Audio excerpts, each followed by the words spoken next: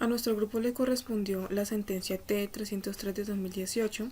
y está conformado por Angie Paola Meneses, Mayron Brandon López, Jessica Lorena Vargas, Tania Selena Oviedo y quien les habla Lina María Sierra. Bueno, esta es una acción de tutela interpuesta por la Dirección Ejecutiva de Administración Judicial del Consejo Superior de la Judicatura contra la Sala Única del Tribunal Superior del Distrito Judicial de San Andrés, Providencia y Santa Catalina, Islas y otros. Su magistrado oponente fue Alejandro Linares Cantillo. Bueno, entre los hechos relevantes podemos encontrar que el señor Guillermo Tain Palmer fue nombrado en provisionalidad el 21 de enero del 2002 en el cargo auxiliar judicial grado segundo del Juzgado Único Penal. Para diciembre del 2015, este señor Palmer fue designado como vicepresidente en la organización sindical llamada Asociación Nacional de Trabajadores del Sistema Judicial Colombiano y afines a Zonal Judicial Sindicato de Industria o abreviado a Zonal Judicial SI. Este juzgado único penal informó que nunca le fueron notificados por escrito la constitución de la organización sindical ni los nombres de sus fundadores y miembros de la junta directiva. Para octubre del 2016, el Juzgado Único Penal resolvió declarar insubsistente el nombramiento de provisionalidad del señor Palmer, indicando que este empleado tenía un rendimiento y comportamiento laboral negativo y que le habían hecho varias llamadas de atención y se le había iniciado un proceso disciplinario. Para octubre del 2016, el señor Palmer interpuso recurso de reposición, donde solicitaba que se le revocara en su totalidad el acto administrativo que lo declaró insubsistente y que sea restituido en su cargo. Para lo que en noviembre del 2016 el Juzgado Único Penal resolvió la solicitud y rechazó la petición por ser improcedente. Para el mismo mes y año, el Juzgado Único Penal nombró a otra persona en el mismo cargo, al señor Danicet Ben Pérez. Debido a ello, el señor Palmer interpuso acción de tutela contra el Juzgado Único Penal por la violación a su derecho fundamental de asociación sindical y solicitó que se le ordenara su reintegro al que venía desempeñando sin solución de continuidad junto con los salarios y prestaciones dejados de percibir. Para noviembre de 2016, el Tribunal Superior del Distrito Judicial de San Andrés declaró improcedente el amparo por considerar que no existe un soporte de que el despido viole tal libertad sindical ni que exista un perjuicio irremediable. Por lo que para febrero del 2017, la Sala Penal de la Corte Suprema de Justicia confirma el fallo dado y señala que la acción de tutela no es el escenario para controvertir actos administrativos. Primera instancia de justicia ordinaria. El 11 de enero del 2017, el señor Palmer, por medio de apoderado judicial, presentó una demanda en el proceso especial de fuero sindical ante el juzgado laboral del circuito de San Andrés, solicitando su reintegro al cargo que ocupaba y se condenara a la entidad demandada al pago de los salarios y prestaciones sociales que dejó de percibir. Contestación. El 9 de febrero del 2017, la Dirección Ejecutiva de Administración Judicial del Consejo Superior de la Judicatura contestó la demanda laboral instaurada por el señor Palmer, alegando principalmente que la acción sindical había prescrito, según lo dispone el artículo 118A del Código Procesal Laboral. El 14 de marzo del 2017, el Juzgado Laboral del Circuito de San Andrés declaró la ilegalidad de la declaratoria de insubsistencia del señor Palmer y ordenó su reintegro. Apelación. La decisión fue apelada por la Dirección Ejecutiva de Administración Judicial del Consejo Superior de la Judicatura, dado que el empleador no fue notificado por escrito sobre la constancia del sindicato y la pertenencia al mismo. Adujo que el artículo 363 del Código Sustantivo de Trabajo es muy claro al establecer la obligación de notificar por escrito al empleador y al inspector de trabajo, y pide que se revoque la sentencia de primera instancia. El 12 de mayo del 2017, el Tribunal Superior del Distrito Judicial de San Andrés confirmó la sentencia del Juzgado Laboral del Circuito de San Andrés que ordenaba el reintegro laboral del señor Palmer, señalando que se encuentra plenamente demostrado que el nominador del demandante tenía pleno conocimiento de la existencia del órgano sindical y de la inclusión del señor Palmer La Dirección Ejecutiva de Administración Judicial del Consejo Superior de la Judicatura interpuso acción de tutela el 26 de mayo del 2017, pues considera que tanto el Juzgado Laboral del Circuito como el Tribunal Superior del Distrito Judicial de San Andrés desconocieron el artículo 363 y el artículo 371 del Código Sustantivo del Trabajo, el cual advierte que debe haber una notificación por escrito. También se solicitó que se suspenda el efecto de las sentencias superiores para evitar daños al presupuesto nacional, ya que se tendrían que sufragar los salarios que no fueron pagados al señor Palmer desde la declaratoria de su subsistencia. Primera instancia de tutela. El 21 de junio del 2017, la Sala de Casación Laboral concedió la acción de tutela y dejó sin efecto las sentencias proferidas por los jueces, ya que conforme al artículo 363 del Código Sustantivo del Trabajo, la comunicación no es un requisito de validez de la constitución de la organización sindical, sino que se refiere al requisito de publicidad.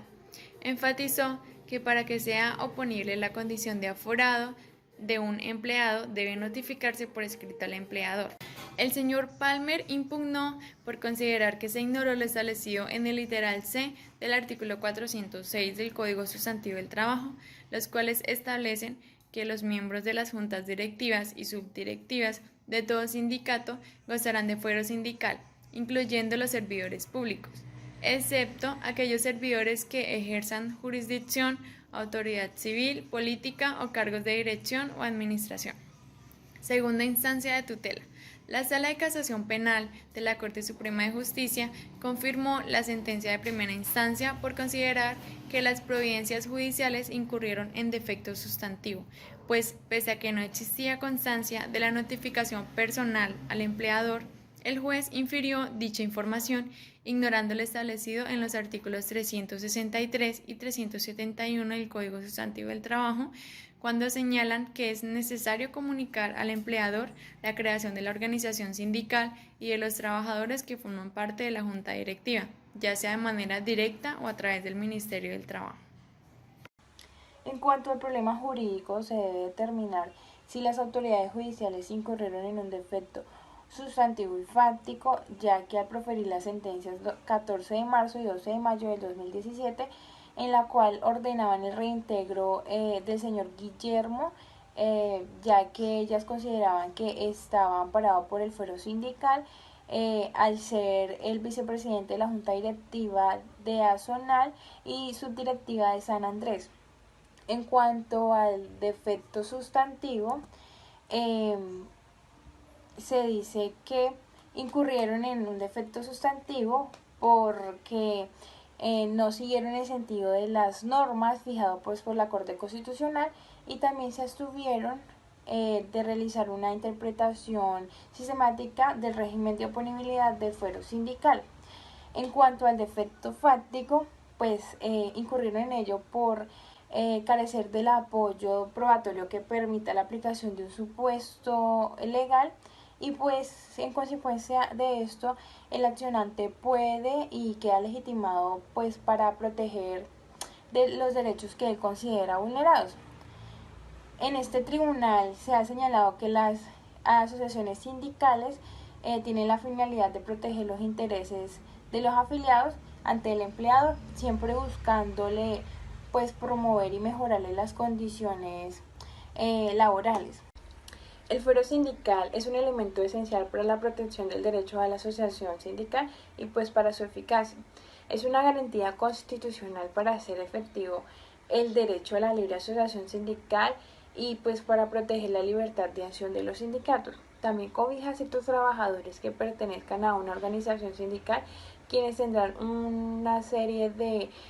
garantías laborales. Hace posible que los líderes de los sindicatos lleven a cabo sus tareas en beneficio a los trabajadores sin temer las eventuales represalias del empleador.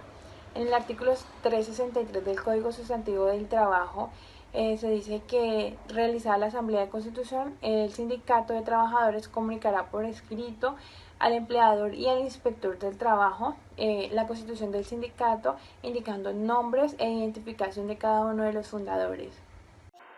Siguiendo la línea de la oponibilidad del fuero sindical, Esta sentencia cita dos jurisprudencias que son relevantes sobre el tema. En la sentencia C-465 del 2008,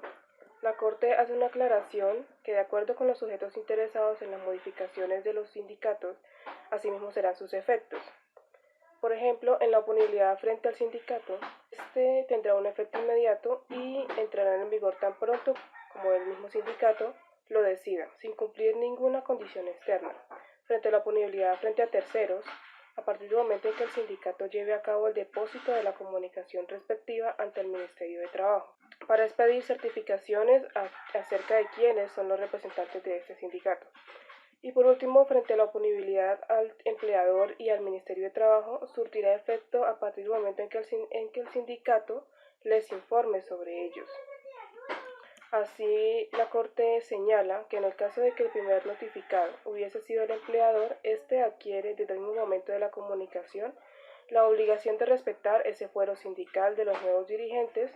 y en el caso de que el primer notificado hubiera sido el Ministerio de Trabajo, adquirirá la obligación de comunicar inmediatamente al empleador sobre dicha designación. En la sentencia C-734 del 2008, la Corte señala que la obligación de inscribir esa acta de constitución del sindicato ante el Ministerio de Trabajo tiene la mera finalidad